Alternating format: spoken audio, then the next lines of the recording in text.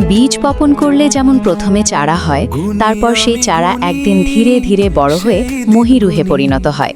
আর সেই বৃক্ষই ছায়া দেয়, অক্সিজেন দেয়, ফুল ফল দিয়ে মানব সমাজকে সজীব ও উজ্জীবিত রাখে।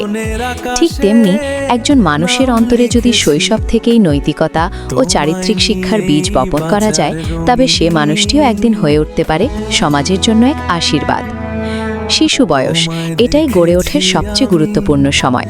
এই সময় শেখারই ছোট ছোট মূল্যবোধ, সততা, শ্রদ্ধা, দায়িত্ববোধ, মানবতা একটি শিশুর মনের গভীরে শিকড় গেঁথে বসে। ঠিক যেমন একটি গাছের শিকড় যত গভীর হয়, সে গাছ ততটাই দৃঢ় হয় ঝড়ঝাপটার মাঝেও। আজ আমরা অনেকেই বড় হচ্ছি, কিন্তু সবাই কি সত্যিকারের মানুষ হয়ে উঠতে পারছি? শুধু শিক্ষা নয়, শুধু ডিগ্রি নয়, প্রয়োজন নৈতিকতা, প্রয়োজন চরিত্রের দৃঢ়তা। কারণ একজন শিক্ষিত কিন্তু চরিত্রহীন মানুষ সমাজের জন্য হুমকি, আর একজন নৈতিক মানুষ সমাজের জন্য সম্পদ। পরিবারই একটি শিশুর প্রথম বিদ্যালয়। মা বাবার আচরণ, কথাবার্তা, ভালোবাসা আর শাসন সবকিছুই শিশুর মনে প্রভাব ফেলে। এরপর আসে শিক্ষক, সমাজ, পরিবেশ, যারা মিলেই একটি শিশুর ভবিষ্যৎ গড়ে তোলে। তাই আমরা যদি চাই একটি সুন্দর সমাজ, একটি শান্তিময় রাষ্ট্র, তাহলে আমাদের বিনিয়োগ করতে হবে এই ছোট্ট শিশুদের মধ্যে।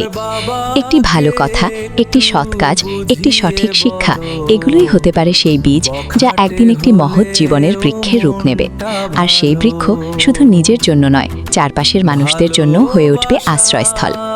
তাই আসুন আমরা প্রত্যেকে নিজের অবস্থান থেকে চেষ্টা করি নিজের সন্তান, নিজের পরিবার, নিজের সমাজের শিশুদের মাঝে নৈতিকতা ও মানবিকতার আলো ছড়িয়ে দিতে। কারণ আজকের এই ছোট্ট শিশুই আগামী দিনের নেতা, আগামী দিনের পথপ্রদর্শক।